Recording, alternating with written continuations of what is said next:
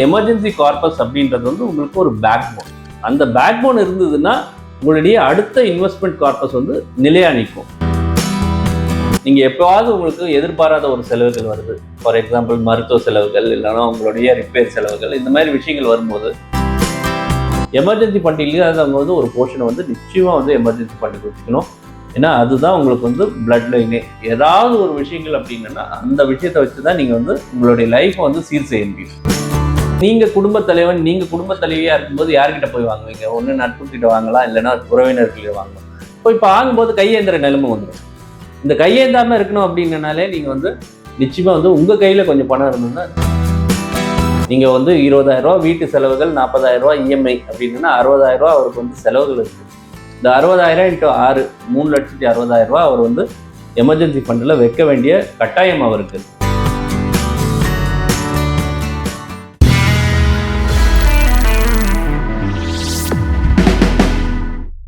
Sir வணக்கம். வணக்கம். இப்போ இருக்க சூழலில் வேகமான வாழ்க்கை முறையில் எமர்ஜென்சி அப்படிங்கிறது மாதத்துக்கு ஒரு எமர்ஜென்சியாக ஏதாவது ஒன்று கிரியேட் ஆகுது நமக்கு. அப்படிங்கிறப்ப இந்த எமர்ஜென்சி ஃபண்டை எப்படி கிரியேட் பண்ணுறது, அதோட அவசியம் என்னங்க சார்? மெயின் வந்து எமர்ஜென்சி ஃபண்டை கிரியேட் பண்ணுறதே வந்து ஒரு நீங்கள் லாங் டேர்ம் ஒரு கார்பஸை வச்சுக்கிறீங்கன்னா அதுக்கான பேஸ் வந்து எமர்ஜென்சி ஃபண்டு. எப்பவுமே சொல்லுவாங்க, இந்த பில்டிங் வந்து ஸ்ட்ராங்காக இருக்கணும்னா பேஸ் ஸ்ட்ராங்காக இருக்கணும் அப்படின்னு. நீங்கள் லாங் டேர்ம் வெல்த் கிரியேட் பண்ணுறீங்க, எஸ்ஐபி கிரியேட் பண்ணுறீங்க, இல்லை ஈக்விட்டிஸ் இன்வெஸ்ட் பண்ணுறீங்க, எல்லாத்துக்குமே வந்து உங்களோட பேஸ் வந்து எமர்ஜென்சி ஃபண்ட். எமர்ஜென்சி ஃபண்டு ஏன் தேவை அப்படின்னா, நீங்கள் எப்போவாவது உங்களுக்கு எதிர்பாராத ஒரு செலவுகள் வருது, ஃபார் எக்ஸாம்பிள் மருத்துவ செலவுகள், இல்லைன்னா உங்களுடைய ரிப்பேர் செலவுகள், இந்த மாதிரி விஷயங்கள் வரும்போது உங்கள் கையில் அதுக்கான எமர்ஜென்சி கார்பஸ் இல்லை அப்படின்னா நீங்கள் என்ன பண்ணுவீங்கன்னா, நீங்கள் போய் உடனே ட்ரா பண்ணுறது வந்து லாங் டேர்ம் கார்பஸை விட்ரா பண்ணிவிடுவீங்க. அதில் தான் பணம் இருக்கே அப்படின்னு சொல்லிட்டு விட்ரா பண்ணிடுவீங்க. அந்த லாங் டேர்ம் கார்பஸ் எடுத்துக்கான ரீசன் வந்து வேற ஏதோ கோல் இருக்கும். அது உங்களுடைய குழந்தையோட படிப்பாக இருக்கும், அல்லது குழந்தையோட மேரேஜாக இருக்கும், இல்லை ஒரு ஹாலிடேவாக இருக்கும், இல்லை வீடு வாங்குறதுக்காக வச்சுருப்பீங்க. எது வேணுமா இருக்கலாம். பட் வந்து நீங்கள் போயிட்டு எடுக்கிறதுனால அந்த கோல் வந்து தடப்படும். ரெண்டாவது விஷயம், இன்னைக்கு இருக்கிற ஜாப் சினாரியோஸ் வந்து ரொம்ப சேஃபான ஜாப் சினாரியோஸ்னு சொல்ல முடியாது. ஸோ ஒருவேளை ஜாப் லாஸஸ் இருக்குது அப்படின்னா ஒரு 3 மாதத்துலேருந்து 6 மாதம் வரைக்கும் ஒரு ஜாப் கிடைக்கிறதுக்கு வந்து டைம் ஆகலாம். அந்த டைமில் என்ன பண்ணுவோம், நம்ம வீட்டில் வந்து ஒரு நார்மல் லைஃப் ஸ்டைலில் இருக்கவங்க வந்து திடீர்னு எல்லா செலவுலையும் குறைக்க முடியாது. நீங்கள் ஒரு ரெண்ட் பே பண்ணிட்டு இருந்தீங்கன்னா ரெண்ட் வந்து லேண்ட்லார்டு வந்து கேட்டு தான் ஆவார். இல்லை நீங்கள் ஒரு எலக்ட்ரிசிட்டி என்னன்னா நிச்சயமாக அந்த இபிக்கு கட்டி தான் ஆகணும். இந்த விஷயங்கள் எல்லாம் நீங்கள் பண்ணாமல் ஒரு லைஃப்பை வந்து மேனேஜே பண்ண முடியாது. அப்படி இருக்கும்போது உங்களுக்கு எமர்ஜென்சி கார்பஸ் அப்படின்றது வந்து உங்களுக்கு ஒரு பேக் போன்.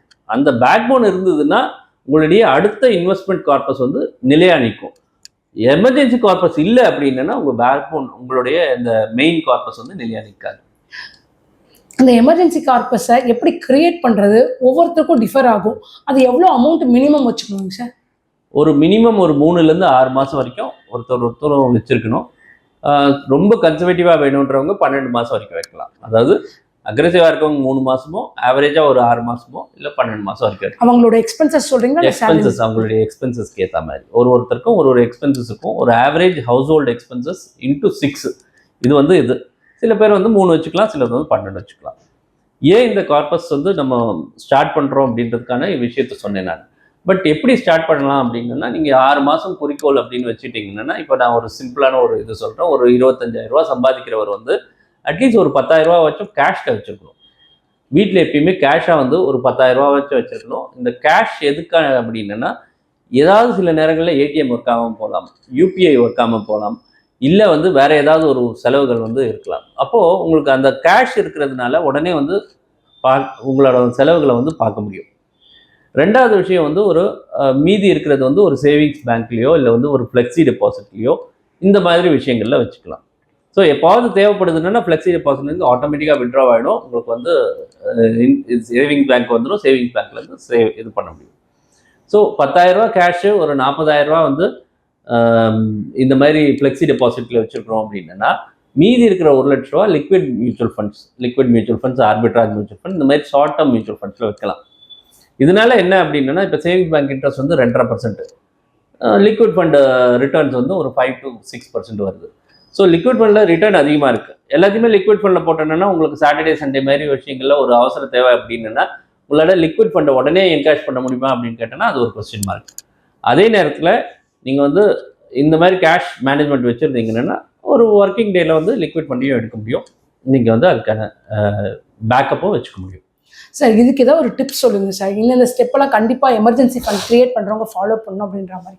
முதல் விஷயம், ஒரு மந்த்து அப்படின்னு ஆரம்பிக்கும் போதே நீங்கள் வந்து ஒரு பட்ஜெட் அப்படின்ற ஒரு விஷயத்த வச்சுருப்பீங்க. இந்த பட்ஜெட்டில் வந்து ஒரு போர்ஷனை வந்து நிச்சயமாக எமர்ஜென்சி ஃபண்டுக்கு அப்படின்னு ஒதுக்கி வச்சுருங்க. எமர்ஜென்சி ஃபண்டு இல்லை அப்படின்னா இருக்கிறவங்களுக்கு ப்ராப்ளமே கிடையாது.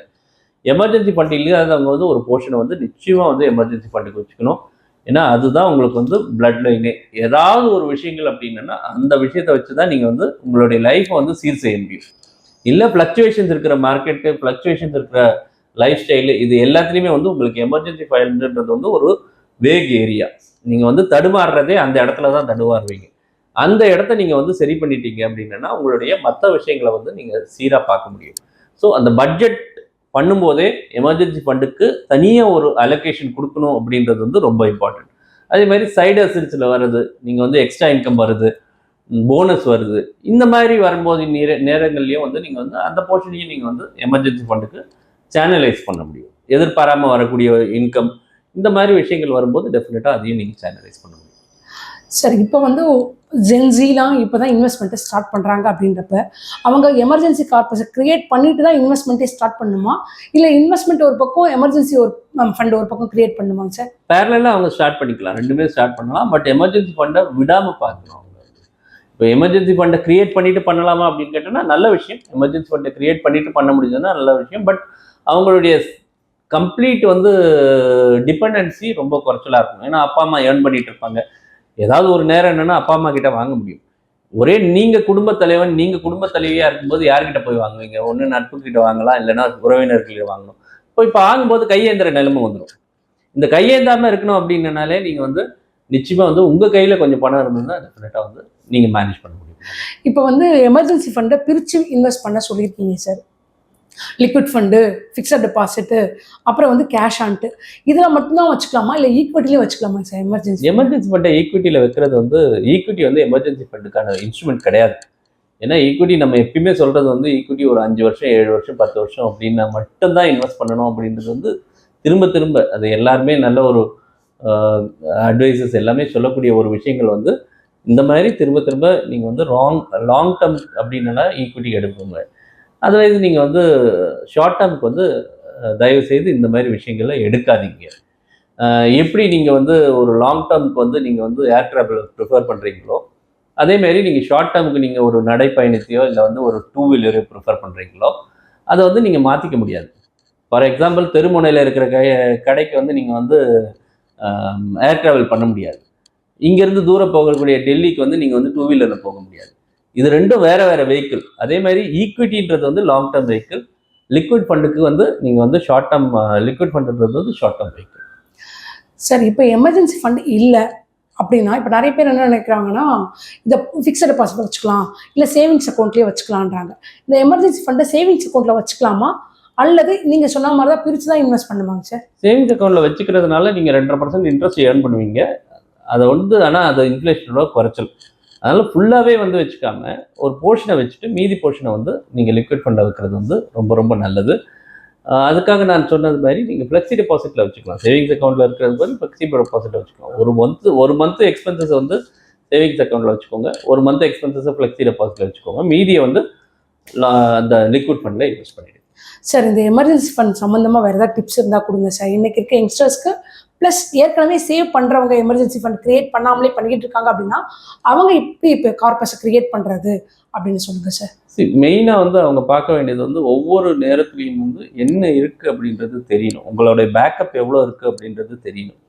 உங்களுக்கு டிபெண்டன்சி உங்களுடைய ஃபாதர் மதர் அவங்க எல்லாம் பக்கத்தில் இருக்காங்க, ஒருவேளை சப்போர்ட் பண்ணுவாங்க அப்படின்னா ஓரளவுக்கு நீங்கள் ரிலாக்ஸாக இருக்கலாம். பட் அதையும் நீங்கள் அவாய்ட் பண்ணணும். நீங்களே செல்ஃப் சஃபிஷியண்ட்டாக வேணும் அப்படின்னா எமர்ஜென்சி கார்பஸ் ரொம்ப ரொம்ப இம்பார்ட்டன்ட்.